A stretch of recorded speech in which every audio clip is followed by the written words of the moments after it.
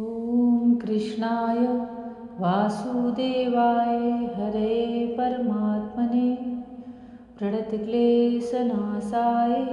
गोविंदाय नमो नमः। सबके क्लेशों का नाश करने वाले श्री कृष्ण गोविंद के चरणों में बारंबार प्रणाम है। जय श्री कृष्णा। मेरी सोल फैमिली आध्यात्म आपके अपने चैनल पर मैं नंदा आप सबका बहुत बहुत स्वागत करती हूँ।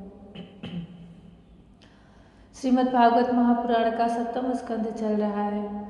हिरण्याकशिपु के जीवन चरित्र का वर्णन चल रहा है। युधिष्ठिर से नारद जी उनके राजस्व यज्ञ में यह कथा कह रहे हैं।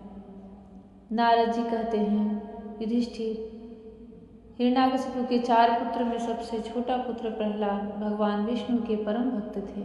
वह भक्तों की श्रेणी में अग्रगण्य थे, भक्त शिरोमणि थे। 5 वर्ष की अवस्था में ही उन्होंने भगवान विष्णु के भक्ति में ऐसा मन लगा दिया था, ऐसा रम गए थे कि सबको बहुत आश्चर्य होता था।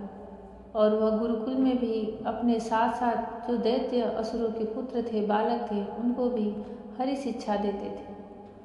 एक दिन हिरण्याकशिपु प्रहलाद को अपनी गोद में लेकर के उनसे पूछते हैं, बेटा बताओ तो सही, तुम्हें कौन सी बात अच्छी लगती है। प्रहलाद ने कहा, पिताजी, संसार के प्राणी मैं और मेरे के झूठे आग्रह में पड़कर सदा ही अत्यंत उद्विग्न रहते हैं। ऐसे प्राणियों के लिए मैं यही ठीक समझता हूँ कि वे अपने अधः पतन के मूल कारण घास से ढके हुए अंधेरे कुएं के समान इस घर को छोड़कर वन में चले जाएं और भगवान श्रीहरि की शरण ग्रहण करें। नारद जी कहते हैं, प्रहलाद के मुंह से शत्रु पक्ष की प्रशंसा से भरी बात सुनकर हिरण्यकशिपु ठठाकर हंस पड़ा। उसने कहा, दूसरों के बहकाने से बच्चों की बुद्धि यूं ही बिगड़ जाया करती है। जान पड़ता है कि गुरुजी के घर पर विष्णु के पक्षपाती कुछ ब्राह्मण वेश बदल कर रहते हैं। बालक की भली भांति देख रेख की जाए, जिससे अब इसकी बुद्धि बहकने न पावे। जब दैत्यों ने प्रहलाद को गुरुजी के घर पहुंचा दिया, तब पुरोहितों ने उनको बहुत पुचकार कर और फुसला कर बड़ी मधुर वाणी से पूछा, बेटा प्रहलाद, तुम्हारा कल्याण हो, ठीक ठीक बतलाना, देखो झूठ न बोलना, यह तुम्हारी बुद्धि उल्टी कैसे हो गई? और किसी बालक की बुद्धि तो ऐसे नहीं हुई है। कुलनंदन प्रहलाद, बताओ तो बेटा, हम तुम्हारे गुरुजन यह जानना चाहते हैं कि तुम्हारी बुद्धि स्वयं ही ऐसी हो गई या किसी ने सचमुच तुमको बहका दिया है। प्रहलाद जी ने कहा, जिन मनुष्यों की बुद्धि मोह से ग्रस्त हो रही है, उन्हीं को भगवान की माया से यह झूठा दुराग्रह होता गया है। दुराग्रह होता देखा गया है कि यह अपना है और यह पराया। उन मायापति भगवान को मैं नमस्कार करता हूँ। वे भगवान ही जब कृपा करते हैं तब मनुष्यों की पाशविक बुद्धि नष्ट हो जाती है। इस पशु बुद्धि के कारण ही तो यह मैं हूँ और यह मुझसे भिन्न है, इस प्रकार का झूठा भेदभाव पैदा होता है। वही परमात्मा यह आत्मा है। अज्ञानी लोग अपने और पराये का भेद करके उसी का वर्णन किया करते हैं। उनका न जानना भी ठीक ही है, क्योंकि उसके तत्वों को जानना बहुत कठिन है और ब्रह्मा आदि बड़े बड़े वेदज्ञ भी उसके विषय में मोहित हो जाते हैं। वही परमात्मा आप लोगों के शब्दों में मेरी बुद्धि बिगाड़ रहा है। गुरुजी, जैसे चुंबक के पास लोहा स्वयं खिंच आता है, वैसे ही चक्रपाणी भगवान की स्वच्छंद इच्छा शक्ति से मेरा चित्त भी संसार से अलग होकर उनकी ओर बरबस खिंच जाता है।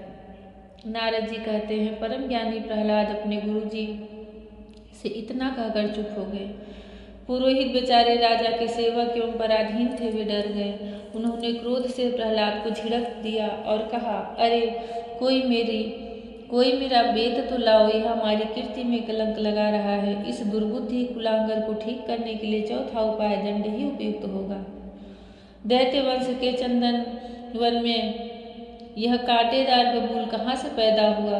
जो विष्णु इस वन की जड़ काटने में कुल्हाड़ी का काम करते हैं, यह नादान बालक उन्हीं की बेंत बन रहा है, सहायक हो रहा है। इस प्रकार गुरुजी ने तरह तरह से डांट डपट कर प्रहलाद को धमकाया और अर्थ, धर्म एवं काम संबंधी शिक्षा दी।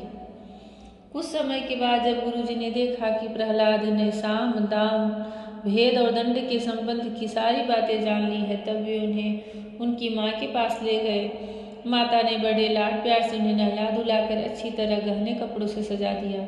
इसके बाद वे उन्हें हिरण्यकशिपु के पास ले गए। प्रहलाद अपने पिता के चरणों में लौट गए। हिरण्यकशिपु ने उन्हें आशीर्वाद दिया और दोनों हाथों से उठाकर बहुत देर तक गले से लगाए रखा। उस समय दैत्यराज का हृदय आनंद से भर रहा था। युधिष्ठिर, हिरण्यकशिपु ने प्रसन्न मुख प्रहलाद को अपनी गोद में बैठाकर उनका सिर सूंघा। उनके नेत्रों से प्रेम के आंसू गिर गिर कर प्रहलाद के शरीर को भिगोने लगे। उसने अपने पुत्र से पूछा। हिरण्यकशिपु ने कहा, चिरंजीव बेटा प्रहलाद, इतने दिनों में तुमने गुरुजी से जो शिक्षा प्राप्त की है उसमें से कोई अच्छी सी बात हमें सुनाओ। प्रहलाद जी ने कहा, पिताजी, विष्णु भगवान की भक्ति के 9 भेद हैं। जैसे आग अग्नि में कोई घी की आहुति दे और आग धधक उठती है, वैसे ही हिरण्यकशिपु के मन में जो द्वेष का भाव था वह प्रहलाद के वचन सुनकर धधक उठा। प्रहलाद जी ने कहा, पिताजी, विष्णु भगवान की भक्ति के 9 भेद हैं। भगवान के गुण लीला नाम आदि का श्रवण, उन्हीं का कीर्तन, उनके रूप नाम आदि का स्मरण, उनके चरणों की सेवा, पूजा अर्चना, वंदन, दास्य, संख्य और आत्मनिवेदन। यदि भगवान के प्रति समर्पण के भाव से यह 9 प्रकार की भक्ति की जाए तो मैं उसी को उत्तम अध्ययन समझता हूँ। प्रहलाद की यह बात सुनते ही क्रोध के मारे हिरण्यकशिपु के होठ फड़कने लगे। उसने गुरुपुत्र से कहा, रे नीच ब्राह्मण, यह तेरी कैसी करतूत है? दुर्बुद्धि, तूने मेरी कुछ भी परवाह न करके इस बच्चे को कैसी निस्सार शिक्षा दे दी है।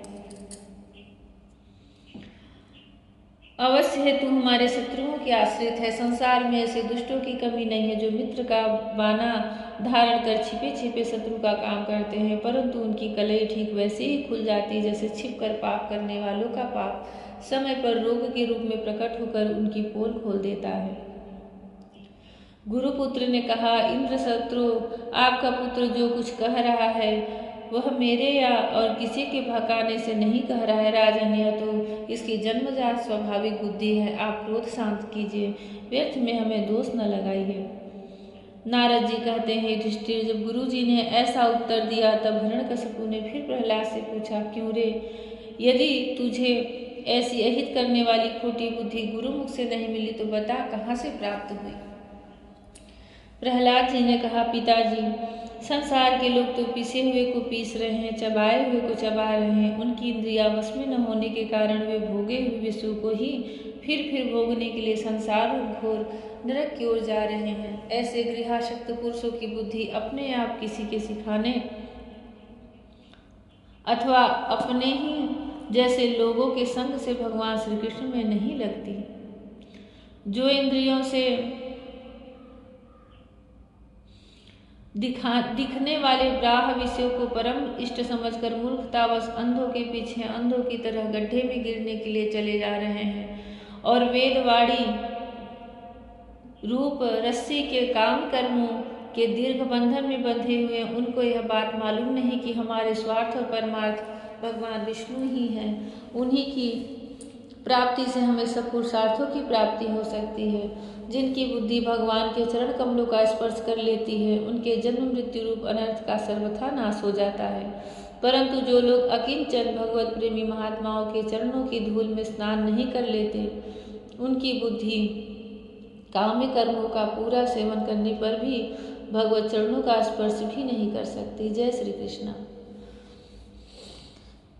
प्रहलाद जी स्पष्ट कह रहे हैं कि जो इस घोर नरक रूप संसार की भोगों में ही लिप्त हैं, गृहाशक्त पुरुषों की ऐसी बुद्धि अपने आप या किसी के सिखाने से या फिर जैसे लोगों के संग से, अपने ही जैसे लोगों के संग से भगवान श्री कृष्ण में कभी नहीं लग सकती। भगवान श्री कृष्ण को प्राप्त करने का 2 ही मार्ग है, या तो प्रारब्धवश आपको वैसी प्रहलाद की जैसी बुद्धि मिली हो, जन्म से ही आपका स्वभाव भक्ति में लगा हो, या फिर किसी गुरु का आशीर्वाद मिल जाए जो कि स्वयं कृष्ण भक्त हो। आप उनके संग से, साधु के संग से, कितना भी बड़ा पापी हो, असुर हो, दैत्य हो,